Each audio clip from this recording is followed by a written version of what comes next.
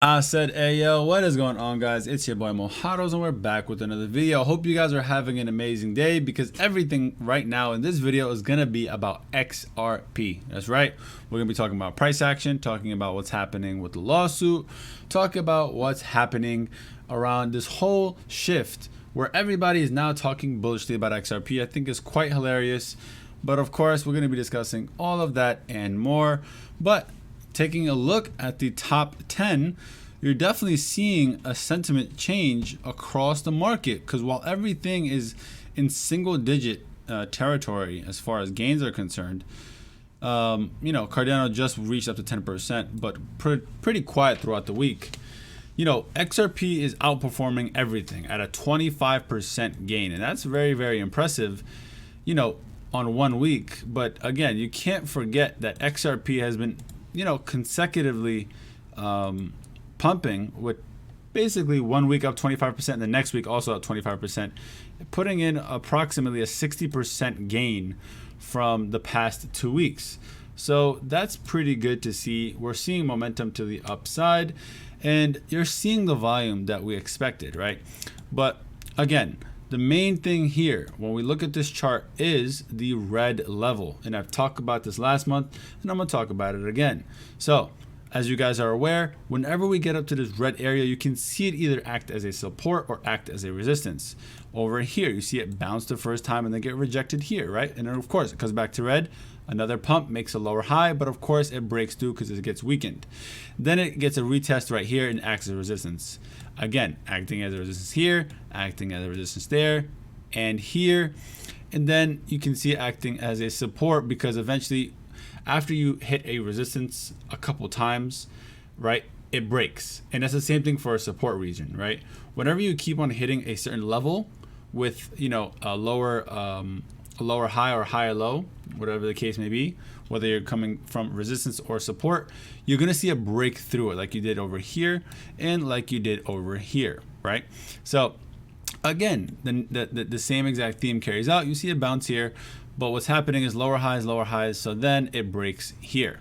Now, here's the interesting part, because as I've mentioned, these resistances and supports, they get weakened after they keep on getting, hit. And right now, we saw pressure to this upper region right over here, right? And price retraced. But now this is the second time, guys, that we hit this level.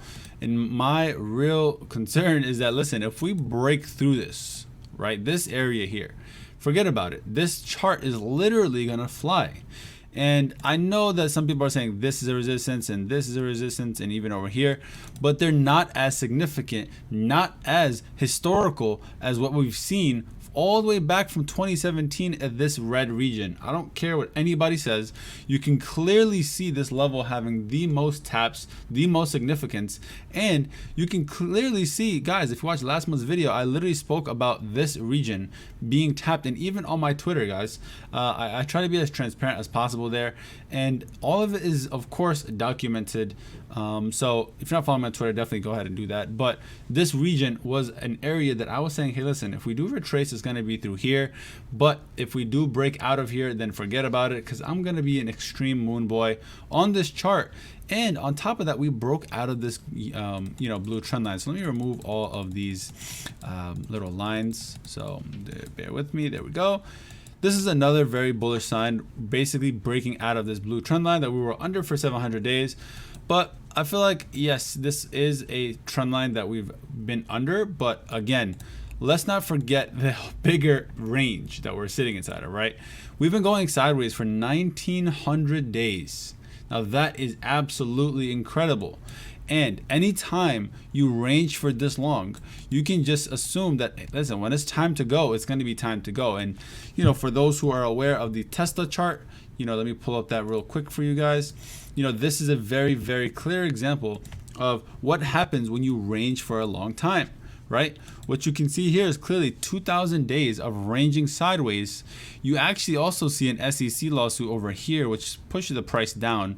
And then shortly after, it gets back on its legs and starts running to get basically a 30 plus X, right, from the lows, which is incredible. And again, I'm not saying it's going to mimic this exactly. I'm not saying this is going to be guaranteed. But what I am saying is that the fact that something goes sideways for 2,000 days or 1,900 days, like we see here with XRP, then you can automatically assume that, hey, listen, we've already seen all the FUD, we've already seen the lawsuits, we've seen the, the fear mongering, we've seen all of the things, especially for the OGs in the XRP community. We've seen it all. The fact that we're sitting here at 53 cents after everything that they've thrown on us, there's not much harm to do left. We've already retraced as much as possible. Now, of course, it can retrace further, but again, it's just unlikely at this point. So I'm gonna remain and have a continuous bullish bias. But again, the point is that we've held this level for 1,900 days, and the momentum is now shifting to the upside, and you're seeing that very clearly with this recent breakout. And again, when we look at the RSI, it is awfully bullish. As you can see here as well, basically breaking up to about 68 on the on the weekly. I mean, the daily is definitely still very bullish as well. You have some bearish divergence. Let's take a quick look. I mean, yeah, you do have a double top. It's not as bad, but you're getting the characteristics of a similar XRP run to 2017, where XRP goes sideways when it retraces, right? You're getting a sideways type of correction, and you get another crazy pump, and now we're going sideways again. Does this retrace, heavily? We'll see what happens, but so long as it continues to go sideways, I'm going to continue to have a bullish bias as well.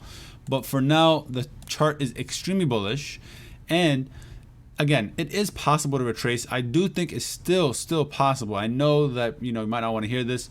It's still possible to actually break down from this level, right? And this acting as a deviation. And the reason why I say that is because this red level needs to become a support for us for me to become an absolute bulltard. Now, the other side of that argument is, listen, we've broke past this range, right, with this trend line. We've also broke out with the 50% confirmation, right? Like, this is a clear breakout. We'll also see RSI breaking out as well, and volume is picking up. We see here that XRP perpetual volume skyrockets to 610 million, and also 3 of the top exchanges in South Korea have seen, a lot of volume on XRP, and I think it was like $800 million worth of XRP being traded over this, recent run. But of course, we're going to continue to monitor that. I think that, volume will continue to increase. But, it's going to be interesting, because if we can break out of here and then maybe turn this into a support, that will be the ultimate confirmation that, hey, listen, we're probably going to break out of here.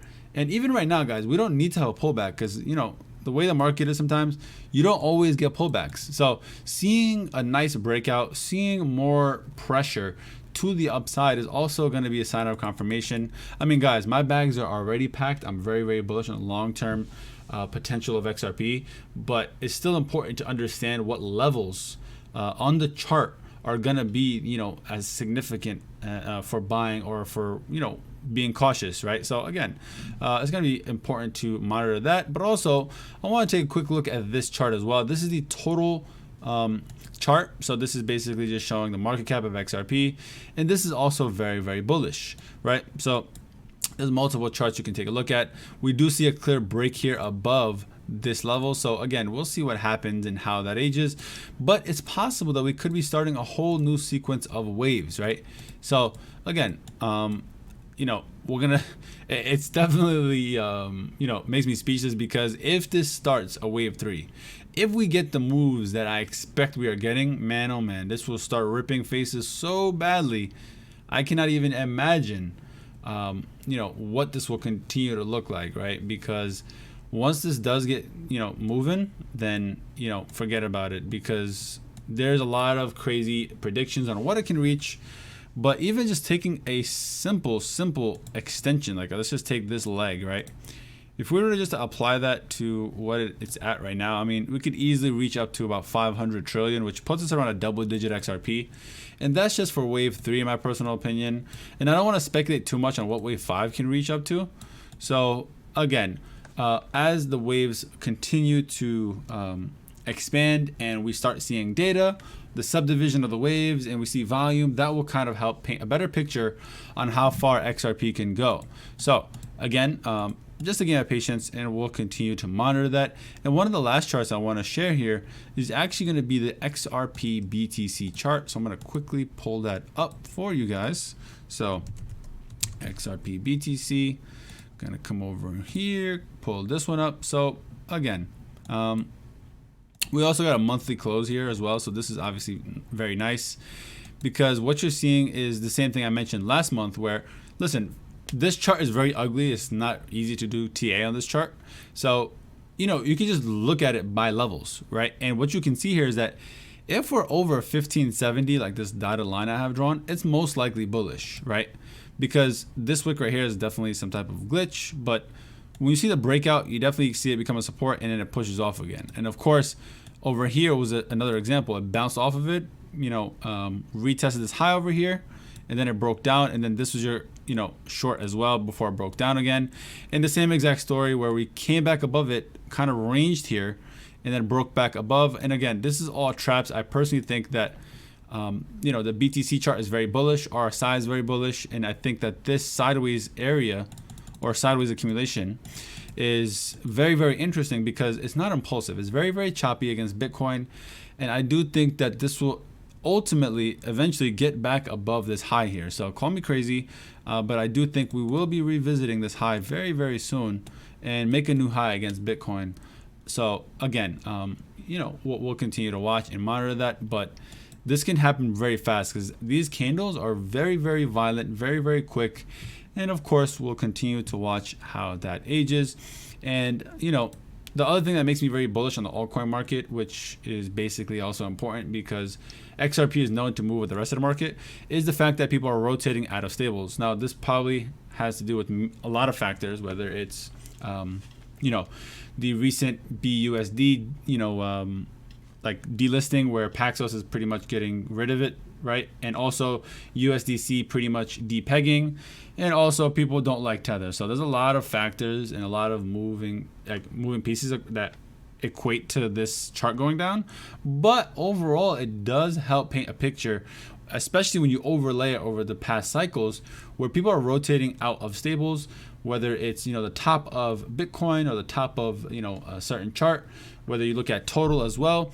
It does a very good job. And total is also very bullish. When you look here, we're definitely see a range here going sideways. The highs have pretty much trapped longs, and over here, to me, this sideways range has trapped shorts, and I personally think that we're headed all the way to $2.5 trillion. Now, call me crazy, but I'm calling it now because to me, I've seen this pattern over and over again. It's very, very clear to me, and I'm super excited to see how this one's going to age. But that's pretty much my update. Do not forget, guys, that years ago in the XRP army, you know, people were talking really badly about XRP, but now you're starting to see people like Coin Bureau starting to talk positively about XRP. You're seeing CoinDesk, who used to write FUD articles about XRP, speaking in a good light. And again, the lawsuit was supposed to end today. I just wanted to quickly mention that as well, but it didn't, and it will eventually. But with the price action looking like this, guys, listen, we might need some more time to accumulate. I personally don't care because I know that, listen, at the end of the day, we're on the right side of history. We know that this is all a smokescreen, but when it does get running and you do take profits, you, like, I don't know about you, but I personally am like, maybe I should have bought more. Like, I'm the kind of person that understands, and I've been around 2 cycles at this point, and I'm just gonna try to accumulate as much as I can, right? Because I know this is a great point in time, but we all expected that this lawsuit would have ended today, and it didn't, and that is perfectly fine, right? So we're probably expecting somewhere in April. No more predictions from me, and again, it's just gonna be best to be patient and try to use it to your advantage, right? Maybe buy some more, right? I don't know, maybe don't. Again, I'm not a financial advisor, but I'm gonna look at this as an opportunity instead of, you know, something else. But again, it's gonna be fun to watch. All of this, when it's over, guys, it's going to be a memory. It will be written in history books. This will be the Ripple test. And of course, we're going to be talking about this in 10 years, how the SEC tried to stop a company from succeeding and pretty much becoming the, you know, dare I say, official and the like the main network for cross-border payments. Of course, we'll see what happens, but again, speculation is heavy. That's kind of what makes this all fun, right, guys? But you know, we'll continue to monitor that. Thank you guys for making it to the end of the video. Please like and subscribe if you have not already, and as always, haru haru haru. Peace.